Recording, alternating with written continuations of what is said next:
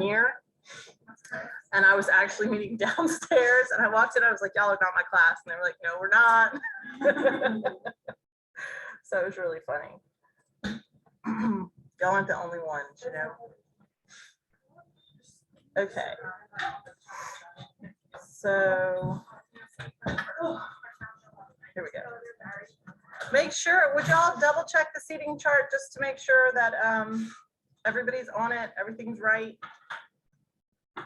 You know, just double check. I'll leave it up for a second, but I want to go really quick to this. All right. So we are, what is today? The 25th? 25th. Okay, so I know, right? Like, it's a tough one. It's tough. So we're right here. We're going to do photosynthesis. We'll see how much we actually spend on photosynthesis. Yes, ma'am. Yes. Do you recommend reading the whole chapter for photosynthesis, or just focus on the PowerPoints?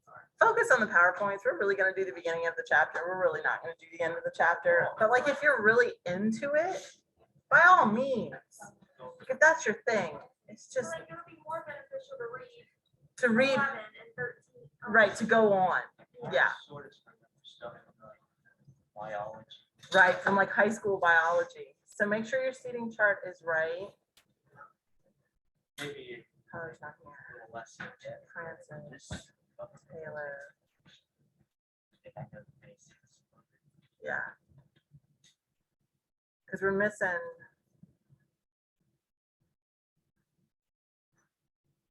Okay, we're 9:01, so I'm gonna get rolling. I have to apologize because last time we met, I didn't tell y'all a joke. Can you believe that? Criminal. Criminal. But it's a really great one today. Sorry. Sure, you can have to. Sure. You know, I have a plethora of them. So we're gonna start setting the bar high this morning. What do you call a dinosaur fart? A blast from the past. I like that one. And then let's see. I think that one of the ones from last week. Oh, I'll tell y'all two, because one's really bad. What is brown and sticky? A stick. A stick. Why did the cabbage win the race? Because it was ahead. Oh my God. Awesome stuff, right? Awesome sauce. Okay, make sure your name is on the seating chart in the right place, please, before you walk out the door today, because I'm gonna lock it. So please make sure that if your name's not there, you go ahead and add it in. All right. We are gonna start working on photosynthesis. So as we start talking about photosynthesis, we're gonna do a little activity later today. But what I want you to do is, we've talked a whole lot about oxidative phosphorylation and all that stuff, which if you add glycolysis, citrate, oxidative phosphorylation, what you're doing, oh, I think 3 of them start this. So just hang on.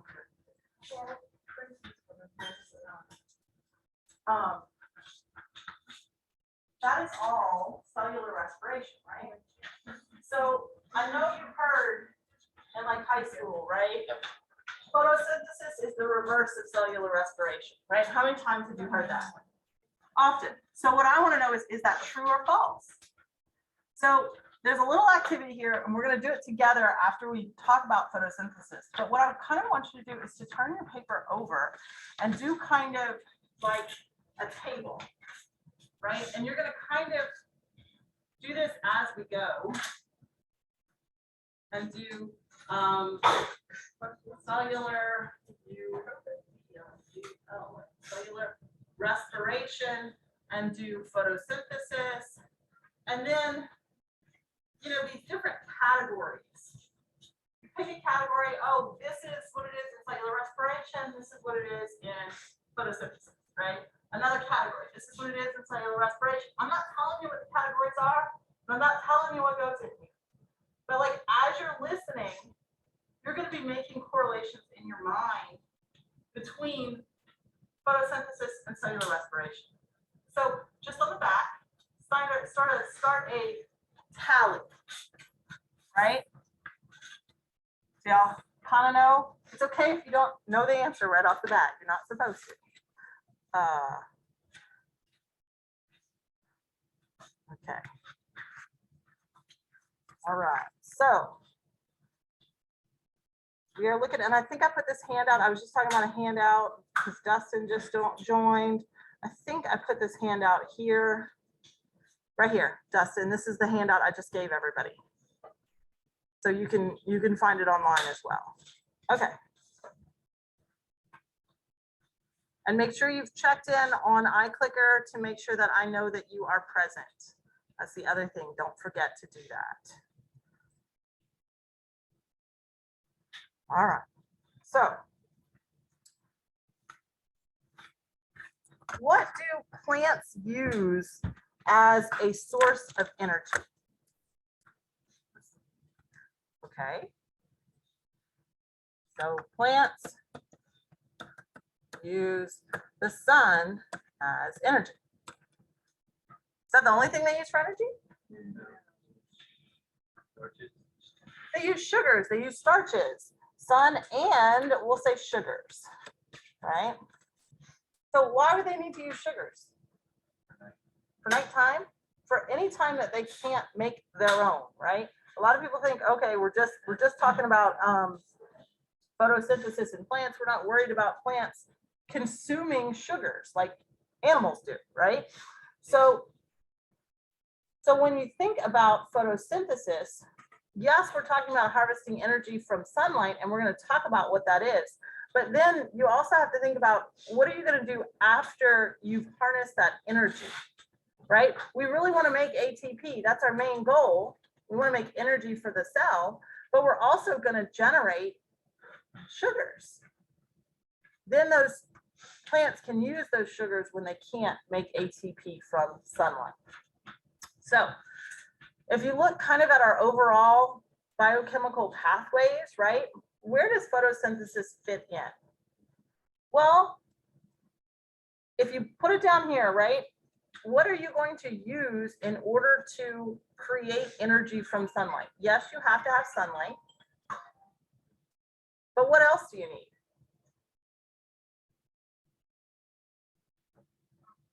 Carbon. You need a carbon source. What's plant's carbon source? CO2, right? We exhale O2. They exhale. We inhale O2. They inhale CO2, right? They exhale O2. We exhale CO2. Sorry. Wait, what? What else do they need? So they need sunlight. They need CO2. What else do they need? If you have a plant at home, what are you doing to your plant at home? Oh, you don't tell me the board's not down. Or you gotta water your plants. Come on, you gotta water your plants. All right. I hate this board because I never get it right. Honestly, I didn't even realize.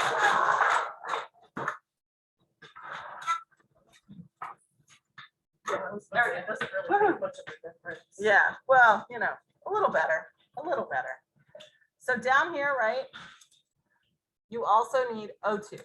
So these are all things that get inputted in to photosynthesis. And why do we separate it into a second pathway?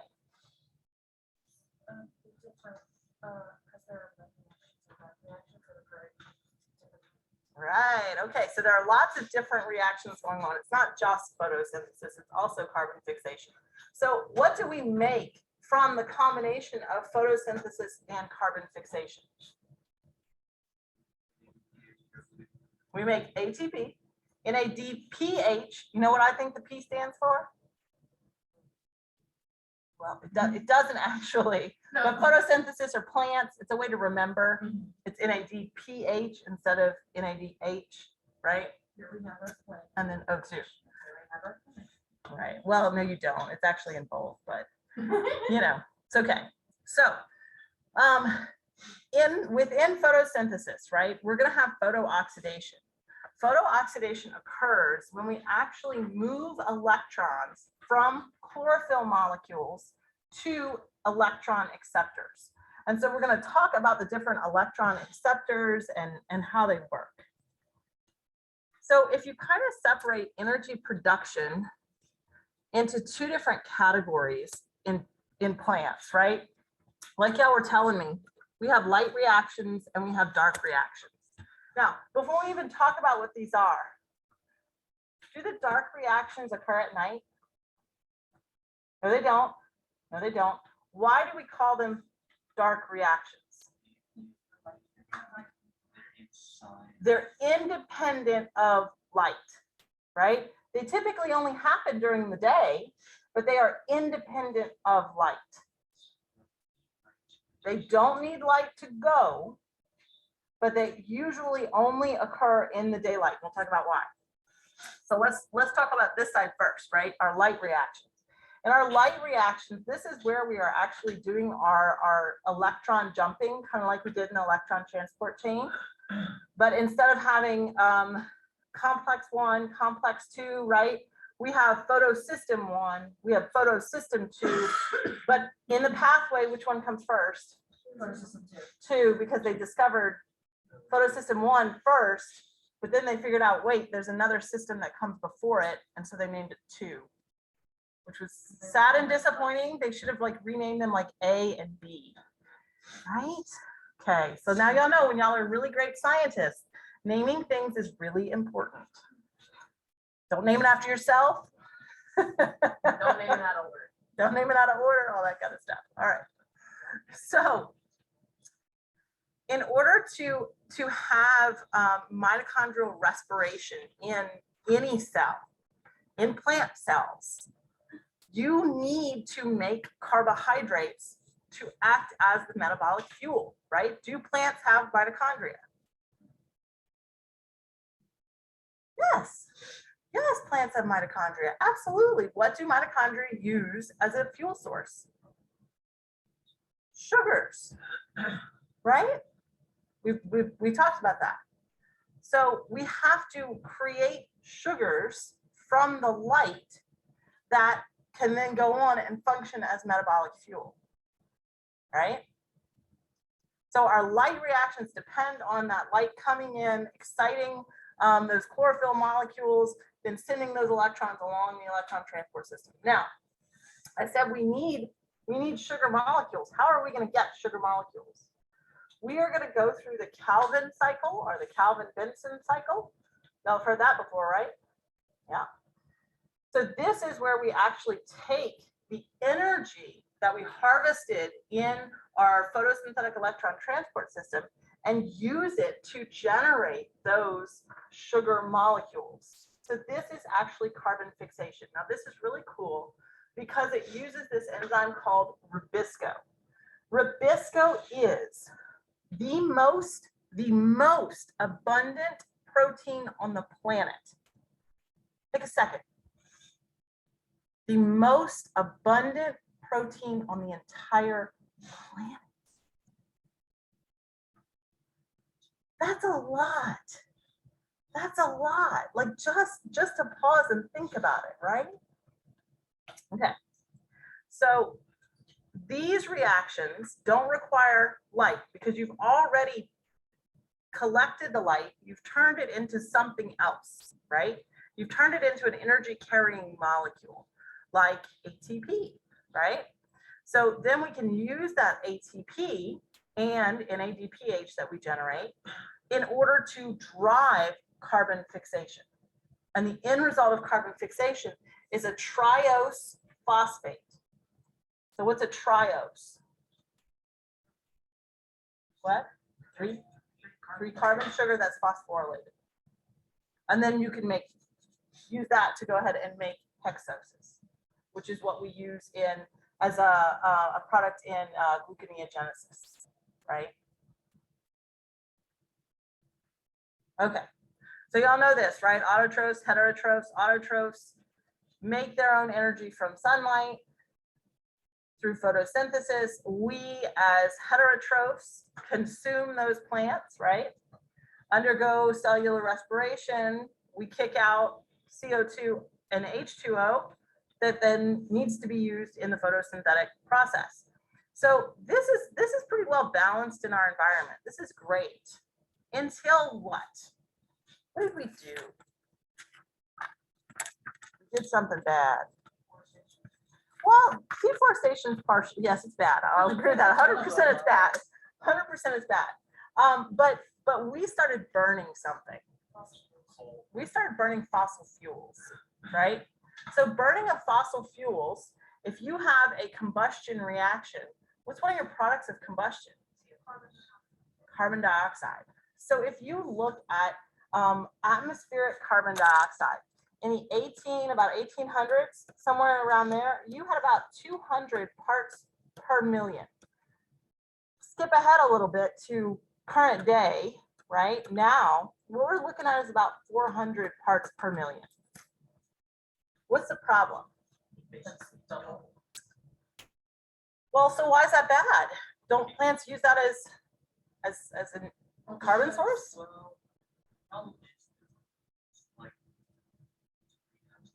It's a greenhouse gas.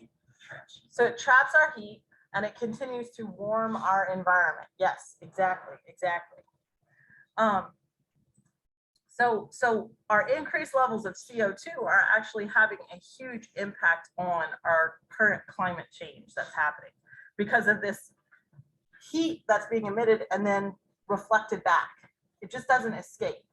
Because we have so much CO2 in the atmosphere, it gets reflected back to the earth and we just keep going. But so I do have an issue with this diagram that they have over here. Is this the #1 producer of O2 for the planet? No, what is? It's not trees. It's not plants. It's algae and cyanobacteria.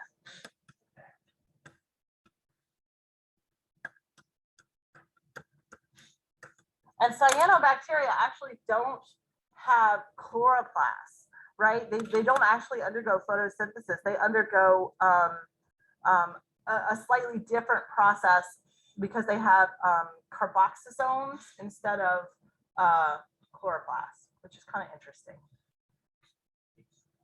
But it's still a carbon fixation, and it's still going to release O2. It's like their version of photosynthesis. It's like their version of photosynthesis. But these are the organisms that create the bulk of the O2 that we love so dearly, right? Because until about 3 billion years ago, you didn't have any organisms that consumed O2 because there wasn't enough O2 in the atmosphere. But once the algae, cyanobacteria were able to start producing O2, then you have O2 building up in the atmosphere. Then you can have evolution of organisms that use O2, right? They were like plants, basically they didn't produce oxygen, and it wasn't until like the bacteria came in and then suddenly the atmosphere filled up with O2. Yeah, it was a huge perk of O2 about 3 billion years ago, which is really kind of cool. Okay, so what do we want to do in our very beginning, right? In our photosynthetic electron transport chain. We want to take solar energy and we want to convert it into chemical energy, and then eventually we want to make carb precursors, right? So we have 5 basic steps. So you have photosystem 1 and photosystem 2 that both absorb photons, right? That's why we call them photosystems, because those are the parts of the photosystem, of the photosynthetic electron transport chain that absorbs light.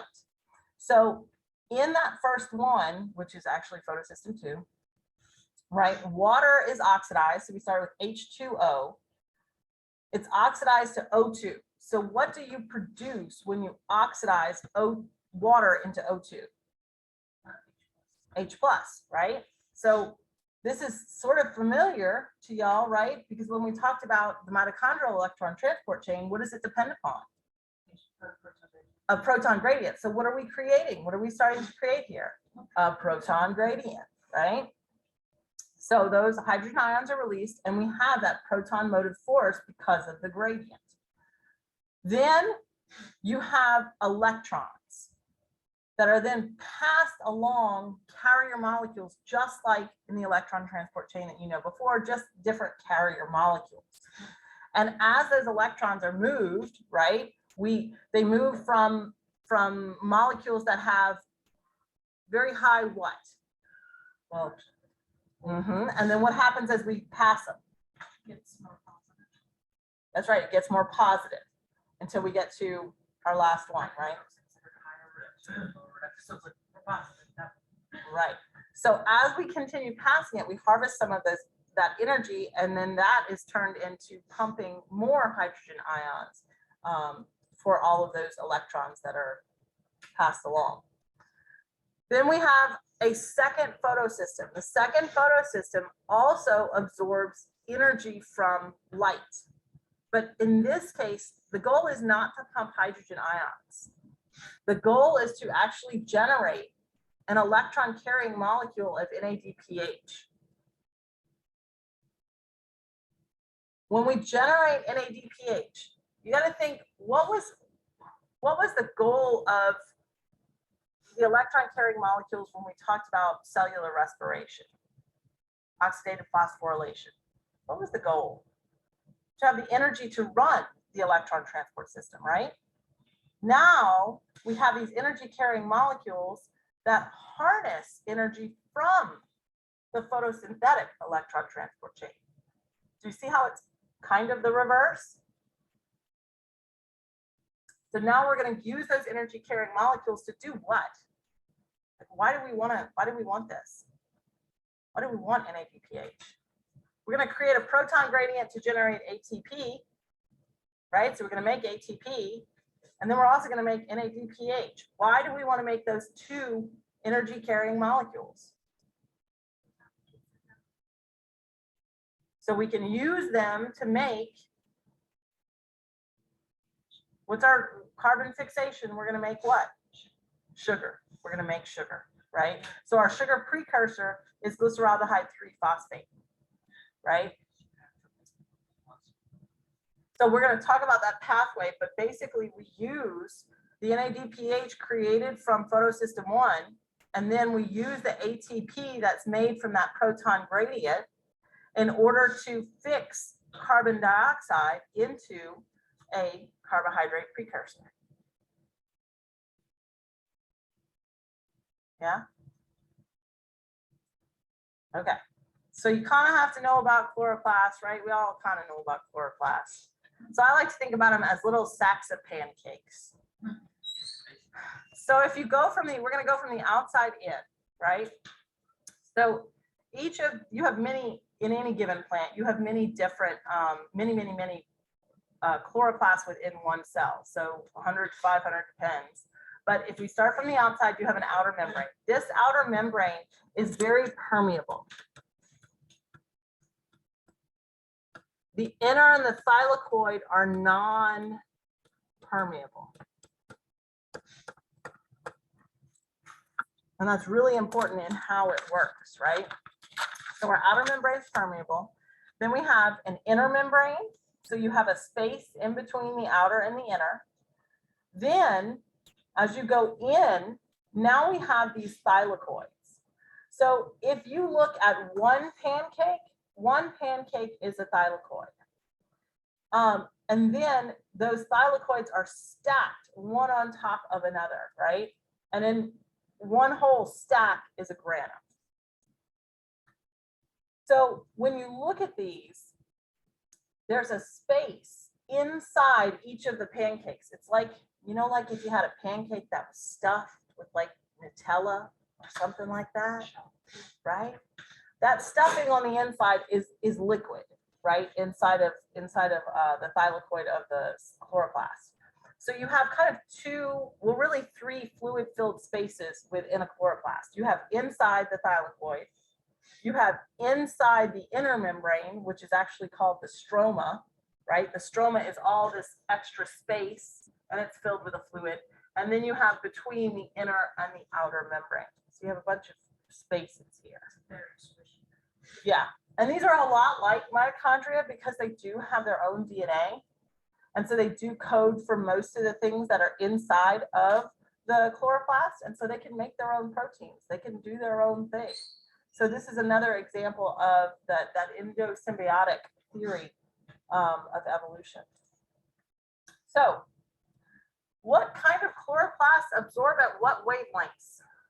So the ones in green plants are here, chlorophyll A and B. Where do chlorophyll A and B absorb light the most? Where? They absorb. Here's the light one is chlorophyll A, the dark one is chlorophyll B, and then again the light one and the dark one. If they absorb in red and blue, why do they look green? So green, right, is what they reflect, not what they absorb. So you have to kind of be careful about that, right? So if you look kind of in the green area, right, these are red chlorophylls. These two, the dashed ones on this side, these two are red algae. So they have red chlorophylls, right? It's kind of cool. Kind of got to remember that. All right, you do not need to memorize structures. Please don't memorize structures. So what I do want you to kind of notice, especially about chlorophyll over here, if you notice this chlorophyll structure, what is this really similar to that we've looked at in Biochem 1? A heme group. It's really similar to a heme group. But there are some additional structures, additional, not structures, but additional bonds, additional atoms that change this configuration. So the other thing is you want to embed these chlorophylls into their location within the membranes, right? So you have this really long hydrophobic tail that allows it to be embedded into hang out in one particular place, right?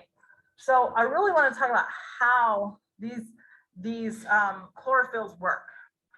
So let's first look at big overall picture of everything that happens, right? Then we kind of know where we're going. So if we start from the beginning, we're starting at photosystem 2. So we have photons that come in and excite the chlorophyll inside of photosystem 2. At photosystem 2, water is oxidized to oxygen, and we have protons, right? So in order to oxidize 2 water molecules, we need 4 photons. Now, do you remember how Q was an electron carrier in the ETC? Well, now we have something similar to Q, but it is not Q. It's plastoquinone. But it looks like PQ, right? Plant Q. But it's really plastoquinone. You should know the names, but it's kind of nice to use that. Own little version, yep. Yep. So then those electrons that are going to be carried one at a time are going to go on to a cytochrome. This is a cytochrome. Remember we had a cytochrome in the electron transport chain, but it was a mobile cytochrome. This is a non-mobile cytochrome. This cytochrome is embedded in the membrane, so it's not gonna go anywhere, but it still will transfer those electrons. So as those electrons are transferred, what gets pumped from, be careful with this now, goes from the stroma to the thylakoid lumen. That's our protons. Do you see how they're going in the opposite direction? So before we were piling up hydrogen ions in the inner membrane space. Now we're basically, it's the matrix, but it's not the matrix. It's the thylakoid lumen, right? The plant matrix. That sounds like a terrible movie.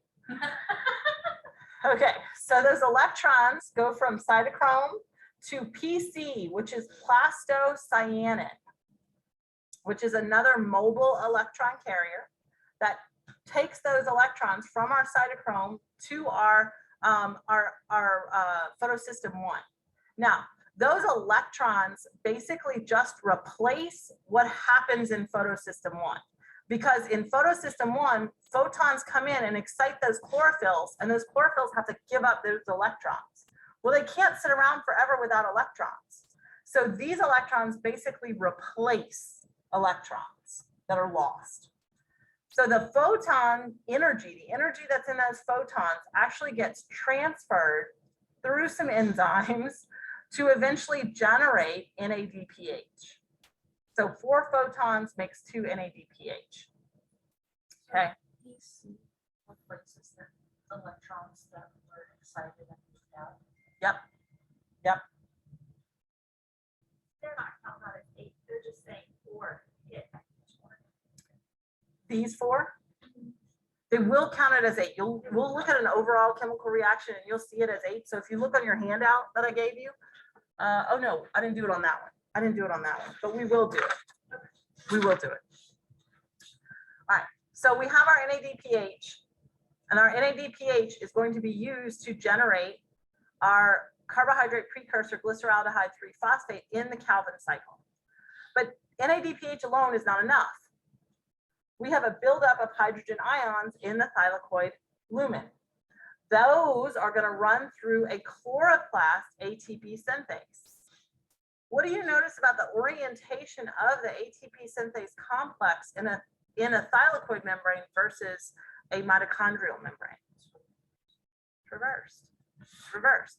So we're generating ATP in the stroma. Then that ATP can go in and participate in the Calvin cycle. Kind of.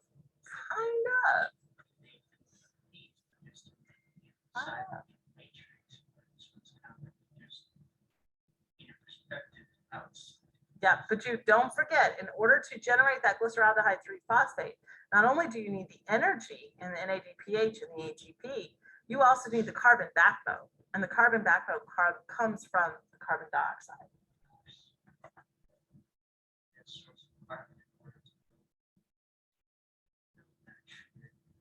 Okay. So if you look at this, this is kind of a better diagram, I think, because it kind of ties everything together. So if you look at the thylakoids, right? So this is like one pancake, this is a second pancake, this is a third pancake. So do you see how the pancakes are actually connected, right?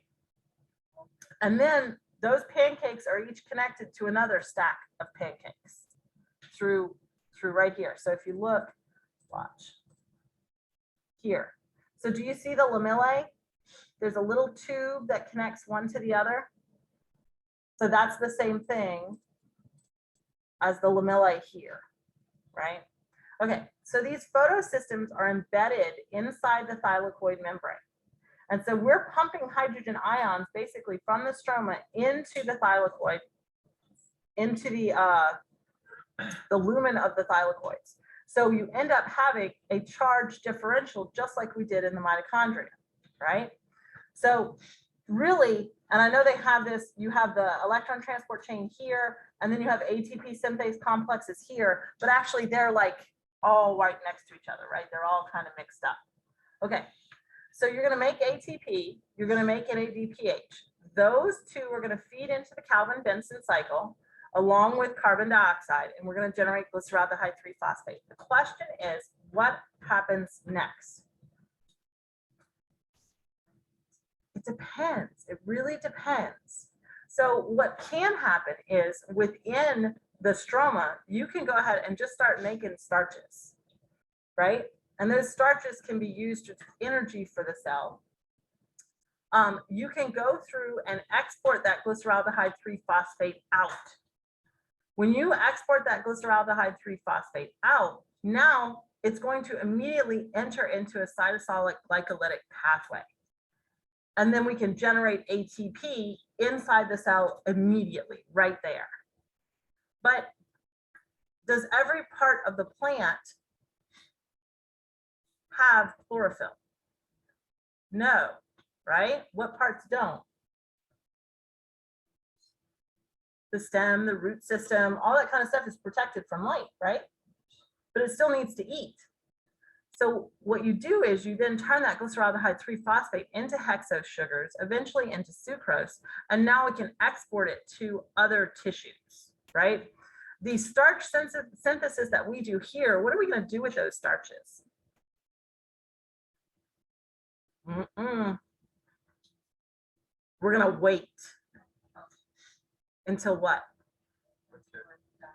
Until it gets dark. Then we can metabolize it, ship it out, and feed the entire plant, right?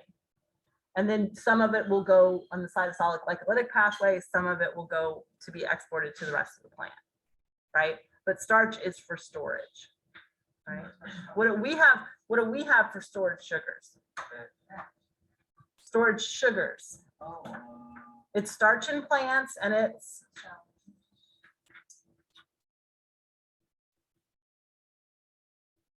glycogen in the liver and in the muscles. Yep, I know y'all know that. I know y'all know that. Okay. So, and you know, I forgot my watch today. I didn't put on any jewelry. I didn't put anything. I don't know what happened to me today. I don't know. All right. So we're going to talk a little bit in detail about photosystems 1 and 2, because I really do think it's really interesting to learn how the chlorophyll actually works. Yeah. In the muscle and in the liver. You have glycogen in both your muscle and you have glycogen in your liver. So we saw before that we needed 4 electrons in order to oxidize 2 water molecules to make O2 and NADPH, right? So we're going to look at exactly how this happens so that we can take that light energy and convert it into redox energy, because that's what electron transport chains do, right? They harness redox energy. So if you look at a chlorophyll atom, right, here's a chlorophyll atom. So we said, you see how it says CHL1? So this is any given 1 chlorophyll atom. You got protons in the middle and you got electrons on the outside, right? So if you hit this atom with light energy at just the right wavelength, right? It has to be the right wavelength.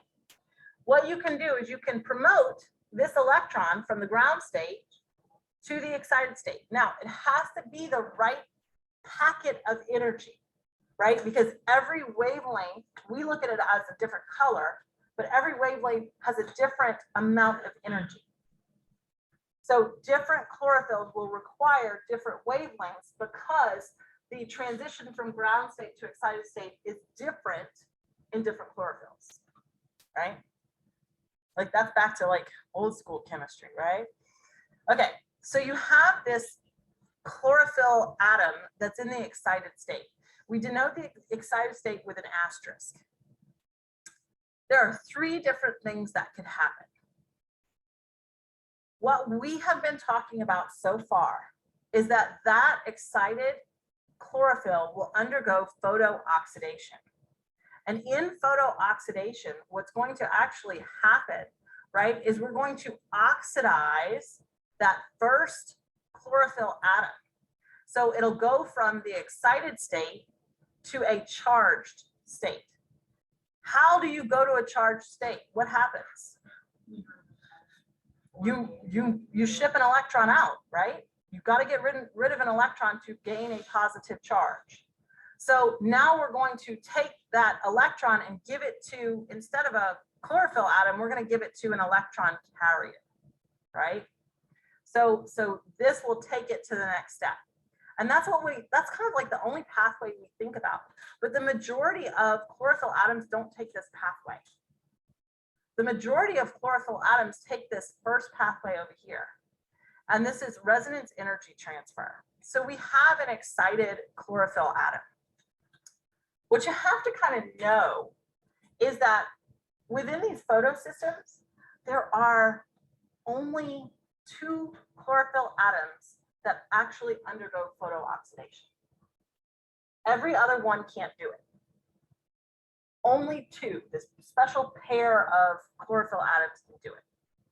Everybody else is just like a supporter chlorophyll. So the supporter chlorophylls will be excited And then they will actually transfer the energy, not the electron. They will transfer the energy to excite a neighboring chlorophyll.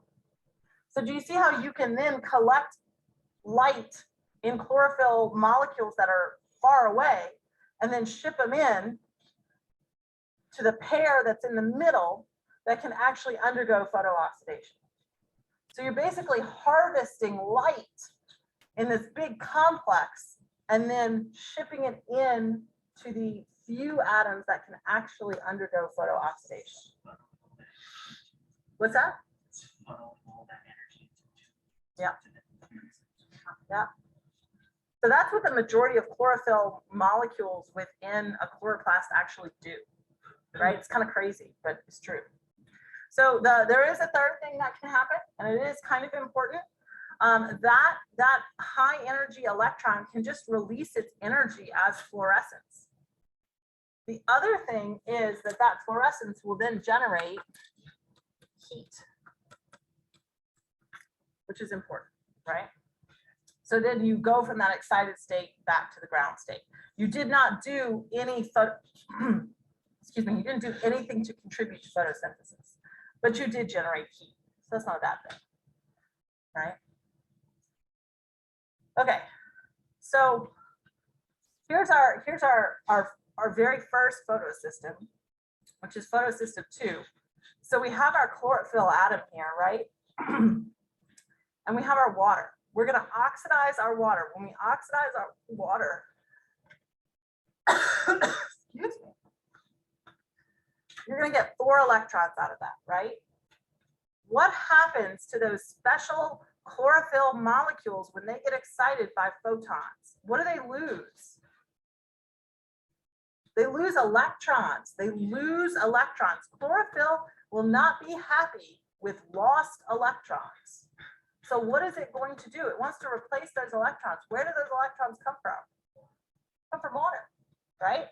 So as soon as photons come in and release those electrons, the water's oxidized, and those 4 electrons go in and replace the 4 that were lost. And in the process, make O2, which the plant thinks is waste, right? We love it. And it makes 4 protons. So then those electrons, those high energy electrons, get transferred around. So what is PQ? It's not plant Q, it's plastoquinone. Plastoquinone is going to pick up those electrons, and there's an A that's inside PS2, and then there's a plastoquinone B that's going to go through a similar Q cycle, right? But we don't have to go through that, right? We don't have to talk about the Q cycle. We can skip that, right? Y'all are like, yes, please. So at the same time that this plastoquinone B will pick up those electrons, it's going to also pick up 2 hydrogen ions to go from PQ to PQH2, right? Remember that? Yeah, sort of. So then those electrons get transferred to a cytochrome, but this cytochrome is now embedded in the membrane. So now we're going to keep passing those electrons down to PC, right? So now we have electrons here, but they've been passed along, right? They've kind of lost their energy, but they're still electrons. They're just low energy electrons now. So they're not going to be any good for pumping hydrogen ions, but they are good for replacing lost electrons, right? So when we get to complex 1, photosystem 1, those 4 photons are going to come in. They're going to excite our chlorophyll molecules here. And when those chlorophyll molecules are excited and they undergo photooxidation, you lose those high energy electrons, but at the same time, you gain low energy electrons, right? Okay, so now we have high energy electrons that can be passed along more energy carrying molecules until we get to ferredoxin. Ferredoxin is going to transfer those electrons to ferredoxin NADP plus reductase. Well, that's going to reduce NADP plus to PPH. So now we've created this energy carrying molecule, but where is NADPH? This is really important. Where is NADPH? In the stroma, right? Before we were trying to get NADPH, we're trying to get everything into the mitochondria. Now what are we kind of trying to do? Get everything out of the thylakoid lumen. Yeah. Okay. So if we look at kind of an overall reaction, right? If we start with 2 water molecules, we have 8 photons. 4 photons go to photosystem 1, 4 photons go to photosystem 2, right? We can take 2 NADPHs, we can turn 2 NADP pluses into 2 NADPHs. We can take about 3 ADPs and inorganic phosphates and turn them into 3 ATP, and then also produce O2. Yeah, not too bad, right? Not too bad.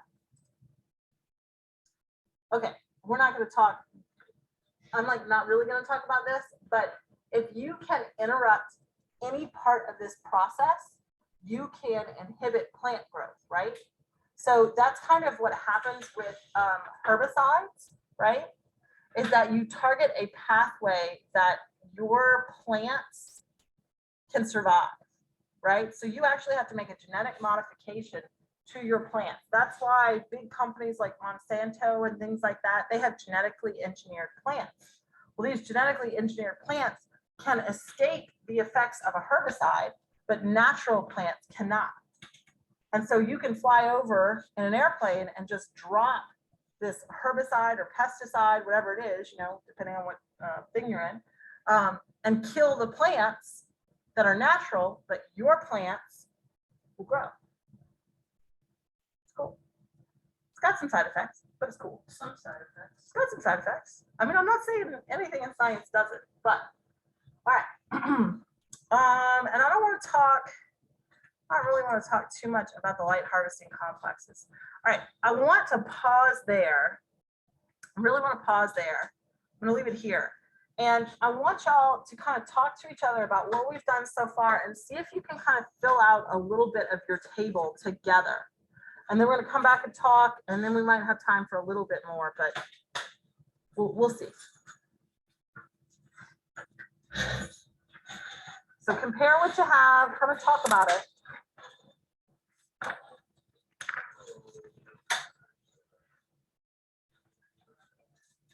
And I'm going to pause the Zoom recording. Thank you. Okay, so we said function. So do they have the same function? No. Okay. Are they occurring in the same place? No. Mitochondria versus chloroplasts. Okay. Input output. So for oxidative respiration, what do you need to make it go? You have to consume sugar, you have to eat glucose, some kind of glucose, right? Or turn it into glucose. And you need O2. But what are you going to put out for oxidative respiration? You exhale CO2 and you make water, okay? So is that the same for photosynthesis? No, right? Input, what do we need? What do plants need? They need carbon dioxide and water. And they're going to output, are they going to output a 6-carbon sugar? No, they're going to output a 3-carbon sugar. Glyceraldehyde 3-phosphate derivative. We'll talk about it. But you could just do glyceraldehyde 3-phosphate. It's just a derivative. It's just a derivative. And we'll talk about it because we haven't talked about the Calvin cycle yet. But, and then you also output O2, right? Yeah. Okay. How about energy input? What do you have to consume a sugar? A sugar is what kind of energy? It's chemical energy, right? Think about the different types of energy: light energy, chemical energy, thermal energy, right? So you have to consume chemical energy in order to make it go. Then what are you going to do to that chemical that you just ate? You're going to build it up, or you're going to break it down?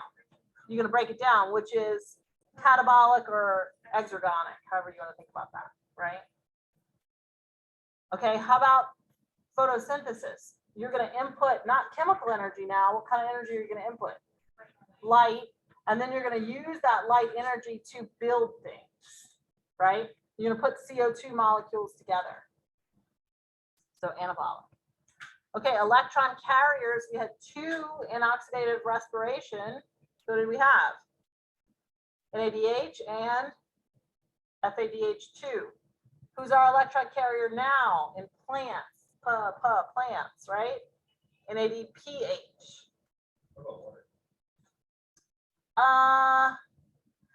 No, those aren't high. When we talk about electron carriers, we're talking about high energy electron carriers. The electrons from water simply replace the ones in the photosystem.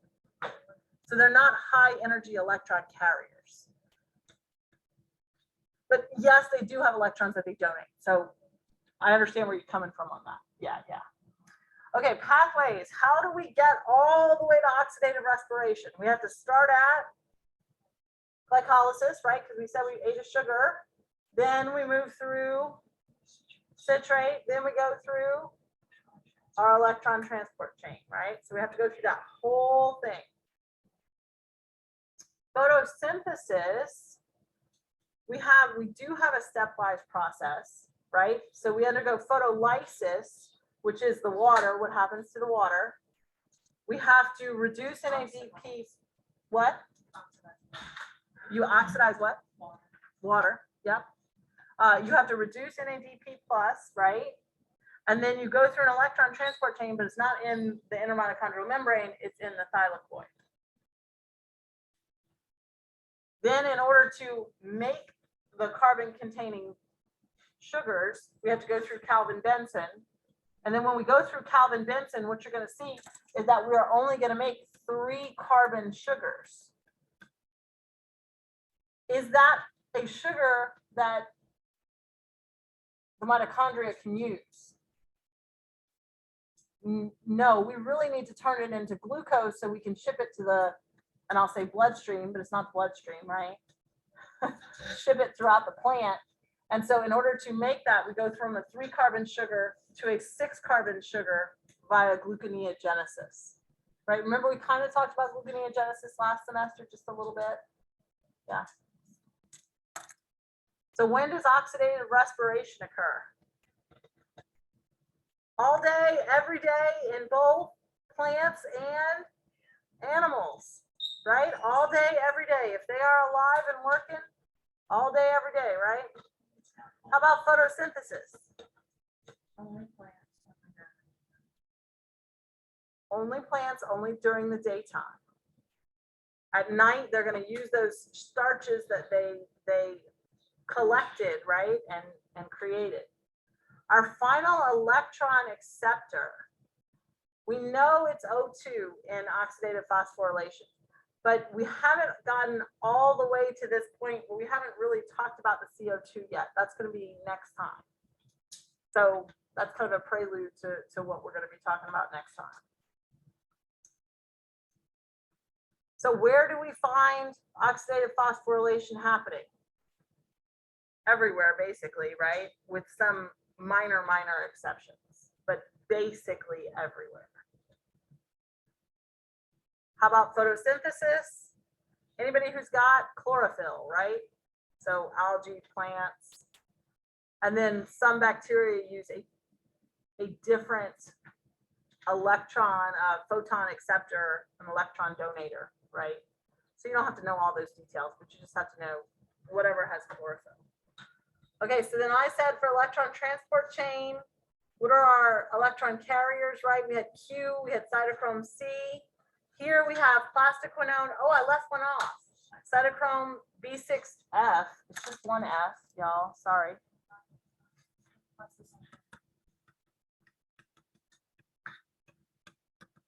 I think that's right. Plastocyanin.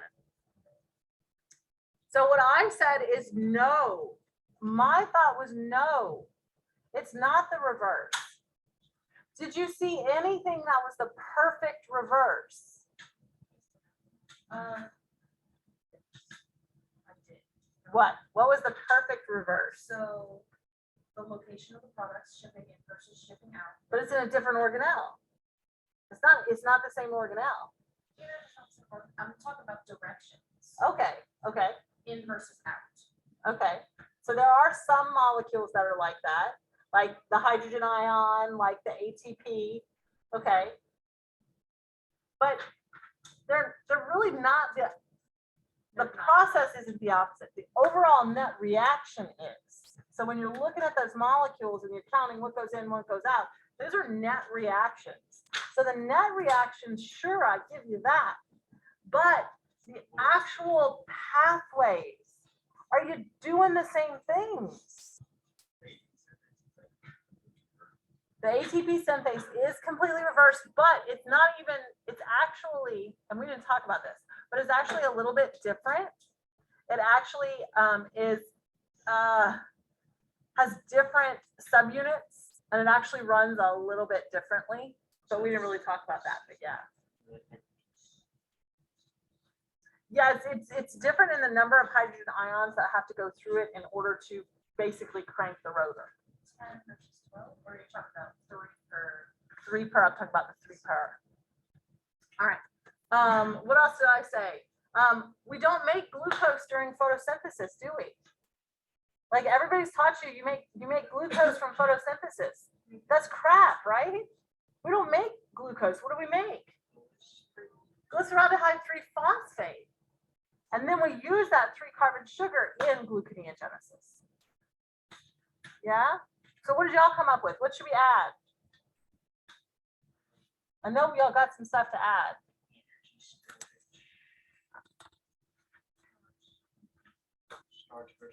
So with the products of photosynthesis, so you could say products used.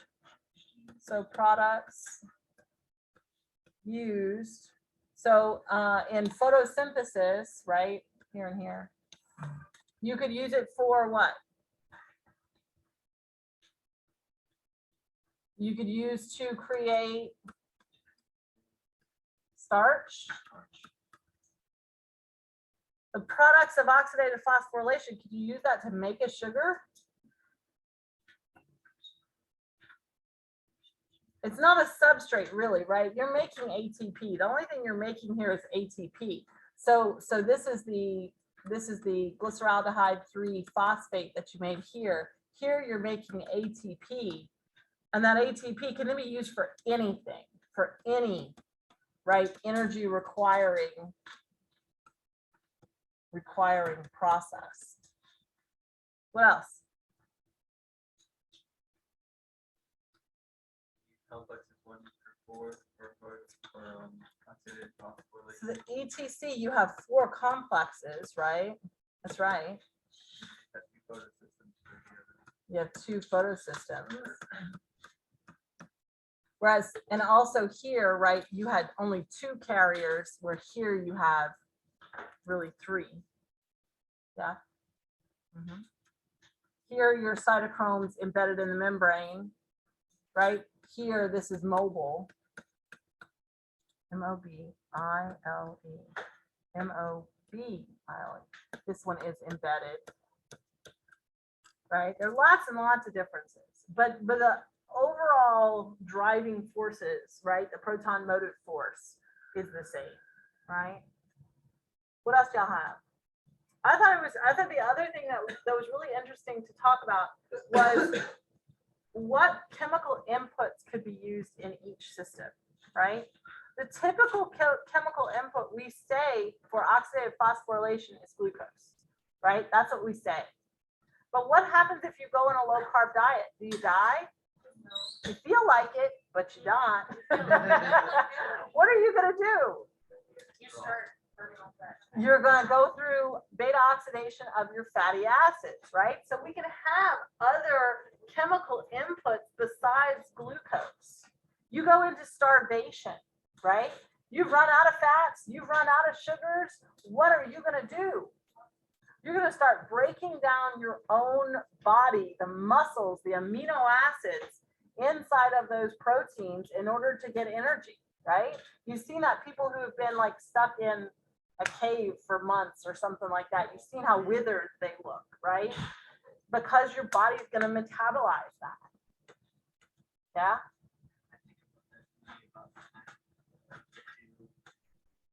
Yeah. So anybody else? Anybody have anything to add? Good. Okay, so we're going to talk about Calvin cycle next time. So if you want to read section 4 that has the Calvin cycle, that's the only thing we're going to talk about next time. Okay.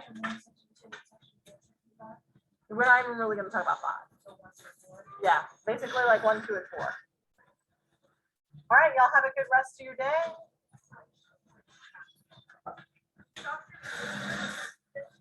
No.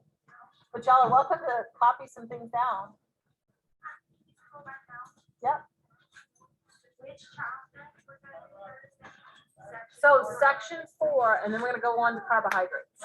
We're going to do section 4 of photosynthesis, then we're going to go on to carbohydrates. Right, just one section. Yep. Because like I don't want y'all to have to read the whole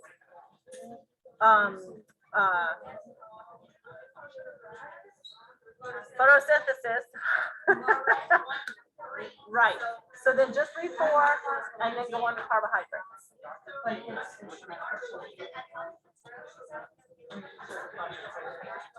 Anybody else need? Y'all got this?